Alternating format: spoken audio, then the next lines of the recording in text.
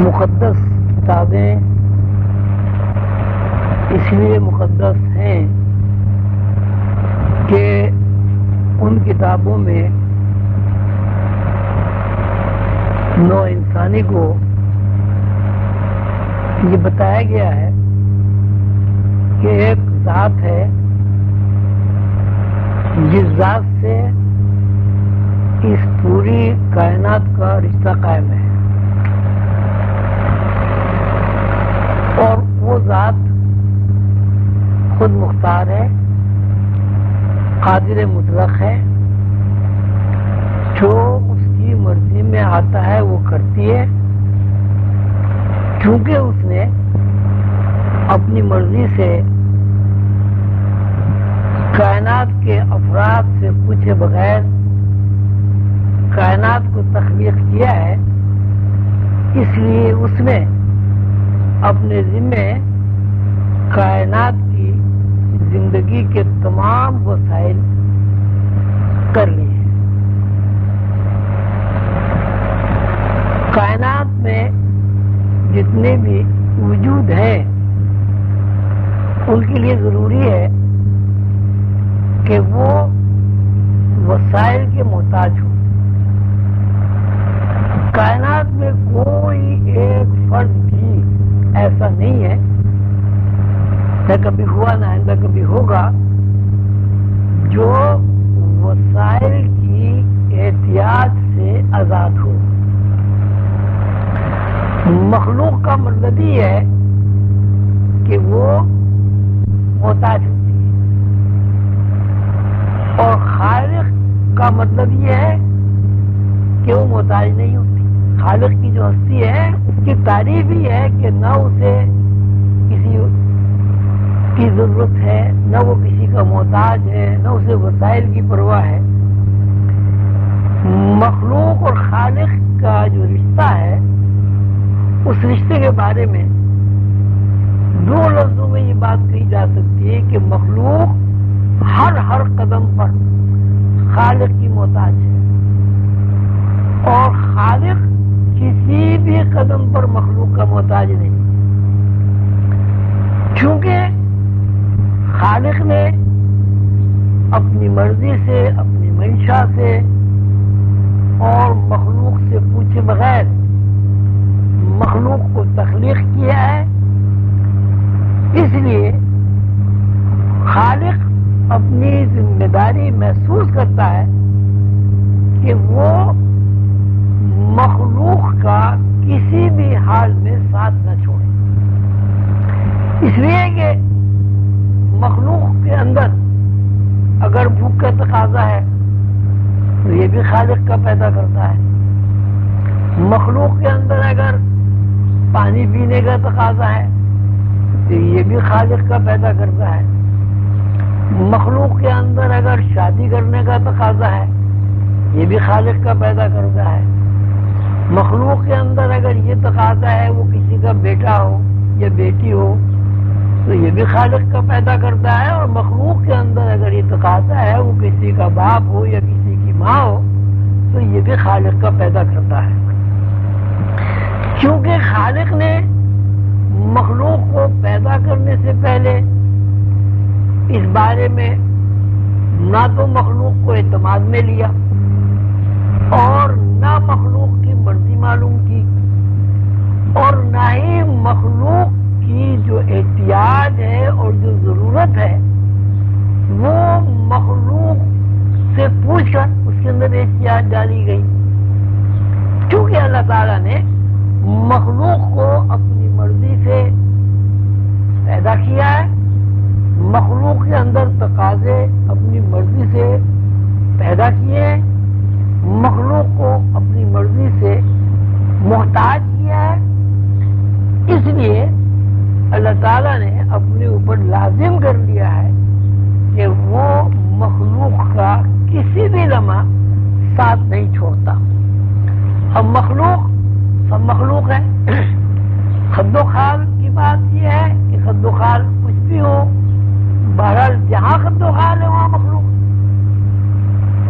اب انسان ایک مخصوص خد و خال کا نام ہے، چڑیا ایک مخصوص خد و خال کا نام ہے، مور ایک مخصوص خد و خال کا نام ہے، چوپائے ایک مخصوص خد و خال کا نام ہے۔ یعنی جتنی بھی مخلوقات ہیں اس دنیا میں یا دوسری دنیا میں، مخلوق کا مطلب ہی ہے کہ اس کے اندر خد و خال ہوتے ہیں۔ ان خد و خال کی بنیاد تقاضوں کے اوپر ہے۔ مثلا اگر مخلوق کے اندر بھوک کا تقاضا ہے تو اس بھوک کو تقاضے کو رفع کرنے کے لیے خد و خال یہ بنیں گے کہ اس کا منہ ہوگا، اس کے دانت ہوں گے، اس کی زبان ہوگی، اس کا حلق ہوگا۔ کھانے کو ہضم کرنا بھی ایک تقاضا ہے۔ کھانے کو ہضم کرنے کے لیے خد و خال یہ بنیں گے کہ میدا بھی ہو، آتے بھی ہوں، کھانا ہضم ہو کر خون بھی بنے، اور جو خون سے بچنے کے بعد جو فضلہ ہو اس سے اخراج بھی ہو،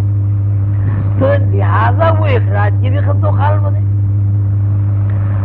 اب خون اللہ نے اس لیے بنایا کہ انسان کی زندگی بحال رہے، خون دوڑتا رہے، اس سے انرجی اور توانائی پیدا ہوتی رہے۔ تو انرجی اور توانائی کو تقسیم کرنے کے لیے، بڑھانے کے لیے، گھٹانے کے لیے، صاف کرنے کے لیے، زیادہ توانائی کے اخراج کے لیے اللہ تعالیٰ نے اس کے لیے بھی خد و خال بنائے۔ مثلا دل بنایا، پھیپھڑے بنائے، گردے بنائے، پتا بنایا، لبلبہ بنایا، بول و براز کے جو خد و خال ہیں وہ بنائے۔ اب جتنی بھی چیزیں اللہ نے بنائی ہیں جس میں انسانی میں ہے، ان سب کا کوئی نہ کوئی منشا ہے اور کوئی نہ کوئی ذریعہ ہے زندگی کو مزید بڑھانے کے لیے یا زندگی کو ختم کرنے کے لیے۔ مثلا دل ہے، دل زندگی کو باہر رکھنے کے لیے ایک بنیادی کردار ادا کرتا ہے۔ آدمی کا دماغ خراب ہو جائے، دماغ میں برین ہیمریج ہو جائے، آدمی نہیں مرتا، لیکن اگر دل فیلئر ہو جائے تو آدمی فوراً مر جاتا ہے۔ تو اب یہ دل جو اللہ نے بنایا، اس کی ایک اللہ نے ڈیوٹی لگائی کہ وہ پورے جسمانی نظام میں خون کے دورانے کے لیے، دورانیہ خون کا، خون کو دوڑانے کے لیے ایک عمل کرے۔ پھر اس کی یہ بھی ذمہ داری ہے کہ خون کو صاف کرے۔ پھر یہ بھی ذمہ داری ہے کہ وریدوں اور شریانوں میں الگ الگ خون کو دوڑائے۔ تو اب اللہ تعالیٰ نے جو دل بنایا وہ اس لیے بنایا کہ اللہ تعالیٰ نے خود ہی ایسی مشین بنائی کہ اگر انسان کے اندر دل نہیں ہوگا تو انسان زندہ نہیں رہ سکتا۔ لہذا اللہ تعالیٰ نے خد و خال بنا دیے دل سے متعلق۔ اسی صورت سے آپ دوسری مخلوقات کو لے لیجئے جن میں دل نہیں ہوتا، مثلا درخت ہیں، مثلا جمادات ہیں، پہاڑ ہیں۔ اب ان کے لیے اللہ تعالیٰ نے جو زندگی دوڑانے کے لیے جو مشین بنائی اور مشین کے کل پرزے بنائے، وہ انسانی مشینری سے اور انسانوں سے مشابہ دوسرے جانوروں کی مشینری سے بالکل مختلف ہے۔ کہنا یہ ہے کہ چونکہ اللہ تعالیٰ نے اپنی مرضی سے اس کائنات کو تخلیق کیا، اور اس مرضی میں یہ بات بھی شامل ہے کہ اللہ تعالیٰ نے کسی مخلوق کو انڈیپینڈنٹ نہیں کیا، ہر مخلوق کو ڈیپینڈنٹ پیدا کیا، ہر مخلوق کو محتاج پیدا کیا۔ اس لیے اللہ تعالیٰ نے اس مخلوق کو زندہ رکھنے کے لیے، اس مخلوق کو قائم رکھنے کے لیے، اس مخلوق سے پھر دوسری مخلوقات پیدا کرنے کے لیے اللہ تعالیٰ نے خد و خال بنائے۔ اب وہ خد و خال انسان کے بھی ہو سکتے ہیں، چڑیا کے بھی ہو سکتے ہیں، ہاتھی کے بھی ہو سکتے ہیں، چیونٹی کے بھی ہو سکتے ہیں، درخت کے بھی ہو سکتے ہیں، مچھلی کے بھی ہو سکتے ہیں وغیرہ۔